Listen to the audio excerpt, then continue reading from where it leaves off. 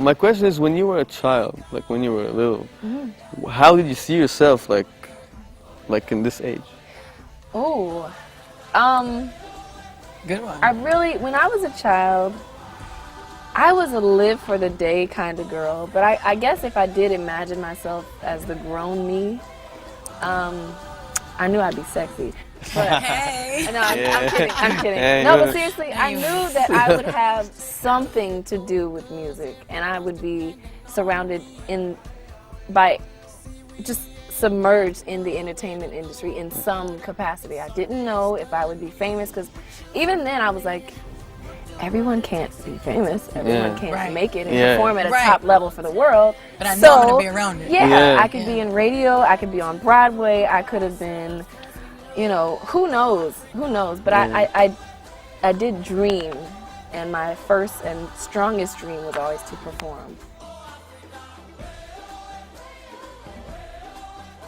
I was wondering, what do you think your biggest step was in your music career so far? What was the big event? I don't know. There are so many. For me, it's kind of like a series of events that kind of confirmed that I'm doing exactly what I was put on this earth to do.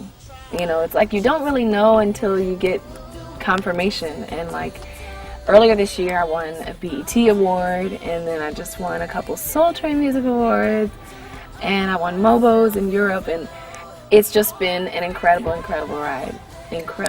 So I don't know, it's just, yeah. Wow. Yeah, that gives me hope, actually. Thank you.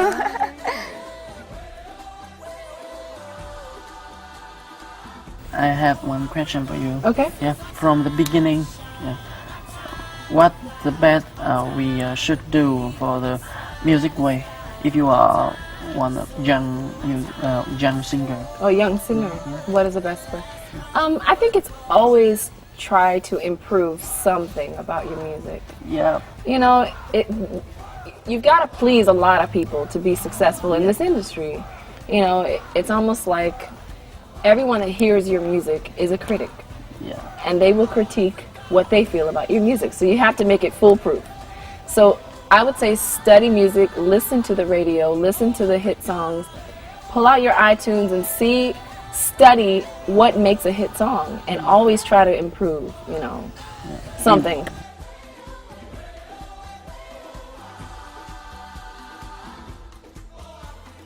Have you ever, I don't know how to say this question, trouble when you write lyrics? Oh, like writer's block. Yeah, like when you keep talking of the same thing always and always and always. Have you happened to you?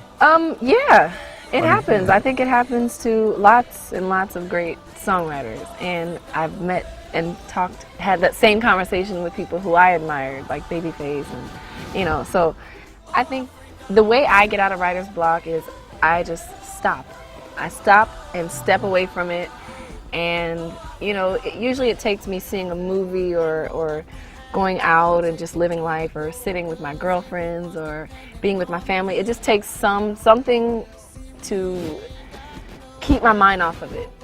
You know what I mean? Just kind of allow yourself to be distracted and inspired at the same time. Thank you.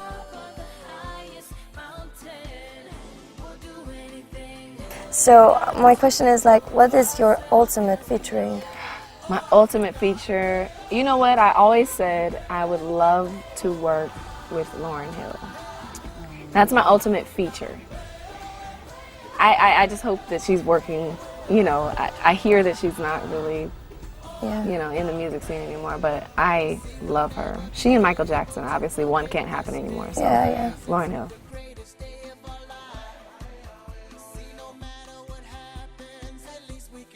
What is your imagination about perfect words? Perfect world to me is no heartbreaks. You know, it's hard to answer that question because I realize I'm a realist, and I know that nobody's world is perfect. We all go through hardship and heartbreak, and we all have something about our world that we would change if only we could in a perfect world. So that's why I call my album that. You know, I don't try to say that I'm perfect or that my world is perfect, because I'm far from it. And that's why my album takes, you know, it's kind of like vulnerable and insecure at times.